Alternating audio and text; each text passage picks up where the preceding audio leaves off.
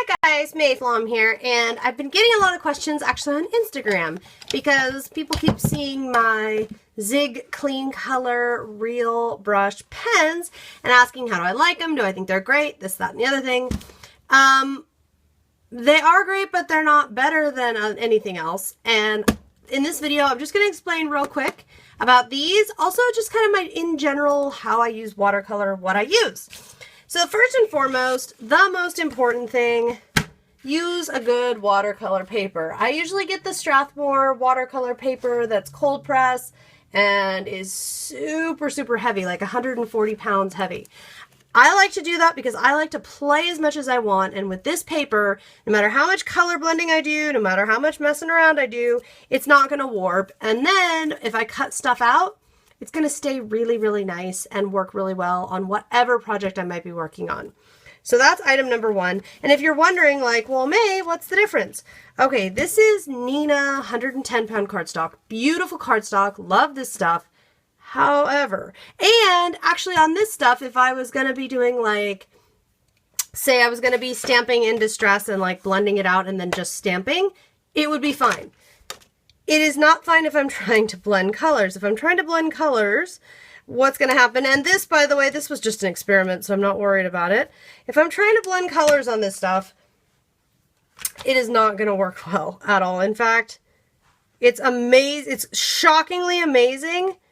This is water. Wait till you see these colors, guys, on watercolor paper.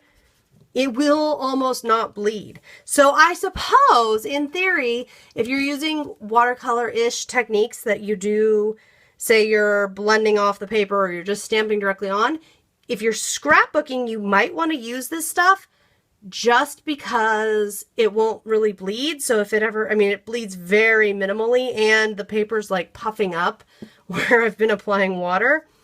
So in that respect, it might be good if you were scrapbooking because it's, and this is what I use for my scrapbook journaling, actually a little lighter, I think it's 80 pound.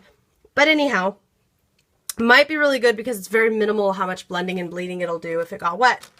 Let's get back refocused here real quick. Actual cold pressed watercolor paper is my friend. Why? Well, look at this. Okay, you saw what happened when I did that on the regular cardstock. I'll draw two little petals here. Watch this. I mean, it's going to be crazy. Look at that. I can just, there it goes. And look, it's like not even hot pink anymore. Now it's totally pale because I put so much water. And purple? What purple? We're going to blend into the pink. We're going to blend all around here. I can sit here and blend this until you won't see where that original dot was that I even did. We can create new colors here. Paper, very important. Now, what do I use? I use watercolor pencils, and I use the Prima ones mostly. I really like this set in particular. Really nice to just have a good little set, and you can see all the colors here for hair and skin. And it's got a nice variety. I really, really enjoy these a lot, and they're like $12.99, so the price is right. Okay, so that's thing number one. Number two, I do use, and I have a couple sets, but here's the one I use the most of just traditional, what you think of when you think of watercolors. The other thing I do is I take Distress Stain, and I also take dilution sprays, and I only have about 15 of these total, so don't get the idea that I have every single color.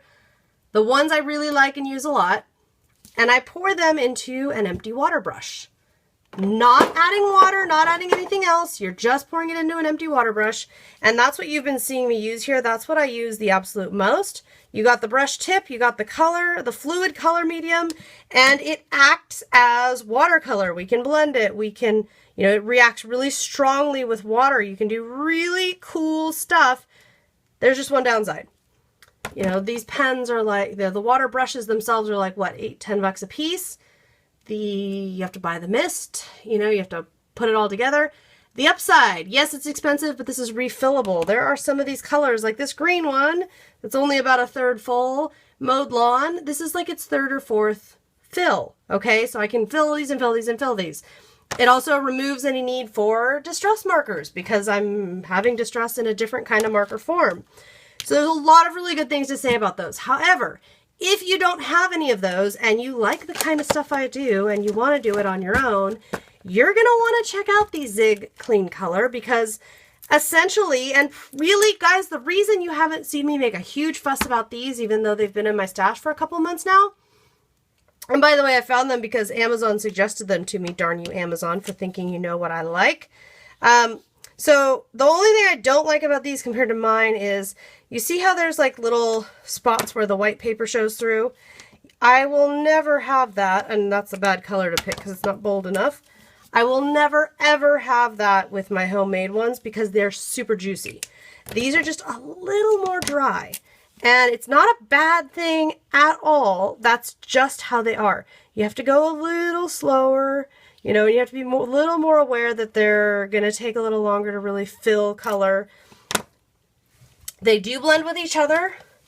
They also blend, and by the way, I use my left hand to clear my water brushes. So if you see my arm or hand and it's all weird looking, that's why. They blend really beautifully together. I mean, I can blend them into new colors. I can just kind of soften things. They work nicely. They play nicely with my other pens. They play nicely with my watercolor brushes. They play nice with everybody else in my stash. And at about, I think about $3.50 a pop.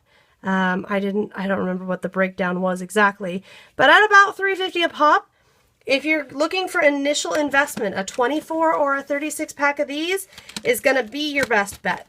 You can do really beautiful coloring and blending with these colors. They're really nice colors. Now the downside, not going to be, you know, refillable, not going to be something that you can just keep filling back up. But they're so much cheaper than doing it the way I was doing it. I could see a lot of benefit to that. Another benefit is they're totally straight, which means they fit into this nifty container, which means I pack this up, put my journal and a water brush and a black pen, and I have got color for days. You know, I could color in my art journal, I could bring along stamped images or just doodle on watercolor paper. There's a lot I can do. So do I recommend them? Absolutely. You can see all of these have all of the above. These have just all kinds of color mediums going on, but you can see it's so much fun. And then because I use that super heavy paper, now I've got really beautiful things that can go onto my projects, whether it's mixed media, a card, a scrapbook layout, whatever. And you know what? It's a lot of fun to play with color, guys, and you really can't go wrong.